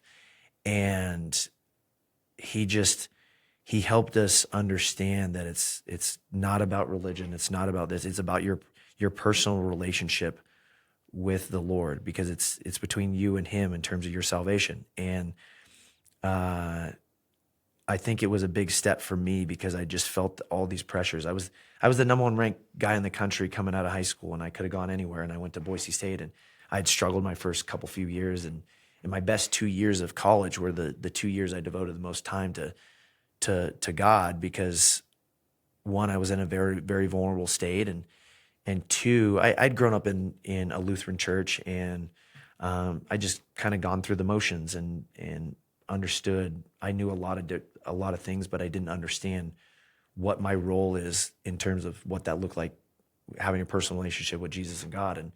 And I think a big thing for me, the turning point, was just giving myself fully to my faith, and how it translated to so much more peace in my life, and peace on the mat, and just a lot of my best results came from that. And it's absolutely no coincidence. And I try to use that story now for guys that are struggling, and you're so used to being in a sport where it's all on you, and it's all like, it is your responsibility to put in the work, to deal with the failures and the successes, to manage everything, that because it's an individual sport, and that's very lonely. It's very like consuming. Yes. And oftentimes, again, you get wrapped up in like, that is your identity. And as soon as I understood, like, I was going to be loved regardless, I just needed to hear that from some other people that just, hey, it's like, it's life. Like, it's okay. It's okay for you to take a step back and really just breathe for a second. And it's like, you're trying so hard to do so much and be the best, that it's like, you always say, like, you as soon as, not like that, you see these people that are so free, like, it seems like they don't care, and they don't care, but they do care. You know what I mean? They've found a balance in what that looks like, and they're not just so fixated on winning and so fixated on working so hard. And I often tell people, like, you can do all the right things, but that's only setting you up to have success. It's not going to guarantee you success. Yes. Right. And as soon as you understand that, it's like, again, can you be free of that outcome? Can you be free of that result in order to enjoy the process and enjoy the struggle and know that that is part of what you do? It's not who you are. Yeah. It's what you know, it's the application of that principle that Christ taught to the woman at the well, where he says, I am living water, and those who drink of me shall not thirst ever again. It's such a powerful thing. You know, this podcast is called Momentum Theory for a reason. It's one of the core values at our company that I totally stole shamelessly, because it's my favorite one, because the momentum theory is an equation, and it's focused intensity over time multiplied by God equals unstoppable momentum. And those are the kind of people that I want to study. Focused intensity, not just for a day or for a year, but they've really committed to this thing, and they have included a partnership with God in the process. Those are the people that are doing things that are unstoppable and immovable, and they're purpose driven, and they just mean something. Yeah. The last question I have for you, Coach, is what's the kindest thing anyone's done for you? That's a great question. I've never been asked a question like that before. I don't know if I would boil this down to one particular thing. I think the sacrifice my parents have made and are still making, to be honest, because my parents travel to a lot of wrestling events to support and watch, and because they like wrestling. But just, I would not be where I'm at. And a lot of people can say that. I would not be where I'm at if it weren't for my parents or my coach. And when you really think, when you're doing it now and you have your own kids and you're coaching your own team now, and you're doing what you used to be a part of and had a parent doing things for you, parents doing things for you, and coaches doing things for you and coaching you and being alongside you, you realize like how many things that people did for you. And it's not just like one thing. It's like they were kind with their time, with their money, with their resources for over the course of a long time. And so it's hard for me to like kind of pinpoint just like one thing that somebody did that was just super kind. Because I think I feel like I'm surrounded by a lot of people who do kind things on a daily or on a weekly, you know? And so I think the kindest thing that if you're actually looking for one particular thing, it probably would have been this person in college that invited me to, that was vulnerable and said, hey, come with me and experience this.